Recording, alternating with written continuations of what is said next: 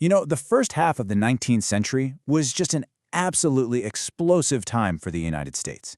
I mean, the country just blew up in size, its democratic ideals started to really stretch and grow, and its economy, well, it began to flex its muscles on the world stage.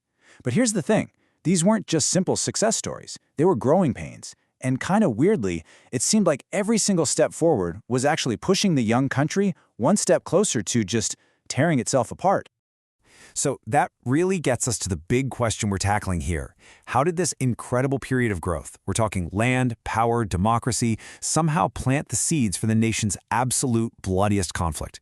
We're going to trace how the very things that made America bigger and, stronger also peeled back the layers on these deep and ultimately fatal contradictions right at its core. All right, so let's start our story in the year 1800. This moment, it's a whole new chapter. Not just because there's a new president, but because for the first time you have power moving peacefully from one political party to its bitter rival. And for the time, that was truly revolutionary. It's right here that the great ideological fight for the soul of America really kicks off. Okay, so this slide basically lays out two completely different blueprints for America's future. On one side, you've got the Federalists. They imagined a future with a powerful central government, a humming manufacturing economy, and strong ties to Great Britain. Then, on the other side, you have the Democratic Republicans, led by Thomas Jefferson. They dreamed of a republic of small farmers with power kept close to home in the States. And look, these weren't just little policy squabbles. This was a battle over what America was even supposed to be. So when Jefferson actually beat the sitting president, John Adams, people called it the Revolution of 1800. Why? Not because there was any fighting, but because it proved the whole American experiment could actually work. Power could change hands without chaos. In his first speech as president, Jefferson really tried to smooth things over, famously saying, "We are all Republicans, we are all Federalists." But as we're about to see, that feeling of unity was going to get tested big time. Almost right away, a huge constitutional showdown kicks off. See, the outgoing president, Adams, tried to pack the courts with Federalist judges at the last minute. When Jefferson's team took over, they just refused to deliver one of the appointments to a guy named Marbury. The whole mess ends up in the Supreme Court. And here, the Federalist Chief Justice, John Marshall, makes an absolutely brilliant play. He says, sure, Marbury deserves his job, but the law that would force us to give it to him is unconstitutional. And bam, just like that, he establishes judicial review, the power of the Supreme Court to kill a law. So the really crucial takeaway here is that in one move, Marshall massively beefed up the power of the federal government, the very thing Jefferson was elected to shrink. This whole thing leads to a really fascinating question. How much did Jefferson actually stick to his own rules? He was all about a strict reading of the Constitution. If it's not written down in black and white, the government can't do it. But then, Napoleon offers to sell a chunk of land that would literally double the size of the United States. Jefferson snatched up the Louisiana Purchase, even though the Constitution said nothing about a president being able to buy foreign land. It was this massive power grab of a move, a very un-Jeffersonian thing for a Jeffersonian president to do. So Jefferson's big land deal didn't just double the country's size, it threw open the floodgates for people to move west. And as Americans started pushing into these new territories, and as the economy began to change in big ways, that fragile national unity started to crack, revealing some deep divisions that had been hiding just under the surface. After the War of 1812, there was this huge wave of patriotism. The Federalist Party basically just faded away, which meant there was really only one major political party left. This time, under President James Monroe, got the nickname the Era of Good Feelings. And yeah, on the surface, it looked like everyone was on the same page, feeling super patriotic and unified. But was it really an era of good feelings for everyone? Oh, not even close. You had a major economic depression, the Panic of 1819, that caused a ton of hardship. And even more seriously, that ticking time bomb of slavery was becoming impossible to ignore. Every single time a new territory wanted to become a state, the whole country just held its breath, asking, is it going to be a free state or a slave state? And this right here shows you exactly why that question was so explosive.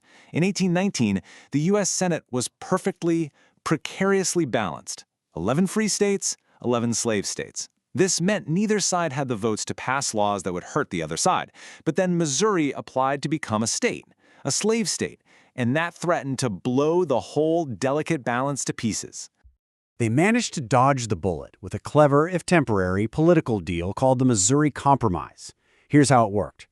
To keep the balance, Missouri came in as a slave state, But at the same time, Maine was created from part of Massachusetts to come in as a free state. Even more important, though, they drew a line, the 36° 30 parallel, right across the rest of the Louisiana Territory. North of that line, slavery was banned, forever. It was a Band-Aid, for sure, but for the first time, a literal line was drawn across the map of America, separating freedom from slavery. All those tensions that bubbled up during the Missouri debate would find their perfect embodiment in one man, Andrew Jackson.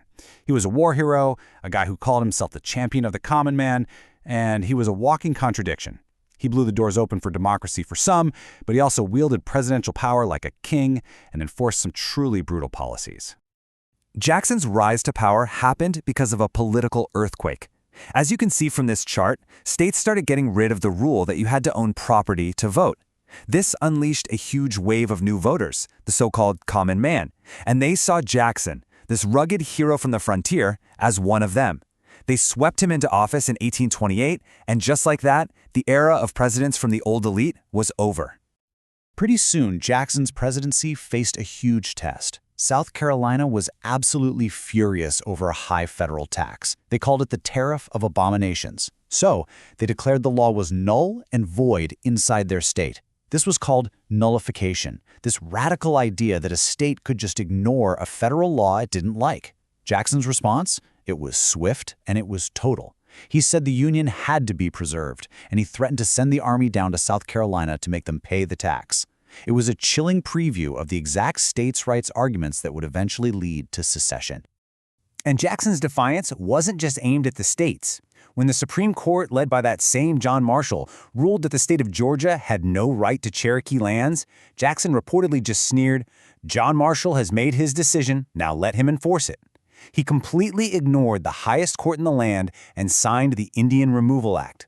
This led to the forced removal of thousands of Native Americans from their homes on the tragic Trail of Tears. It was a terrifying display of his view of presidential power.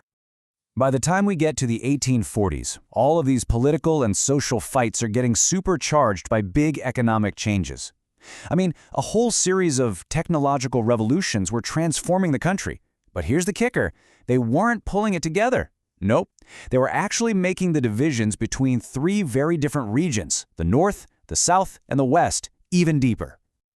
This table really lays it out clearly. You had three sections on a collision course. The North was building this industrial powerhouse of factories and banks. The South was still this agricultural kingdom, where its entire society and all its wealth was built on slavery and King Cotton.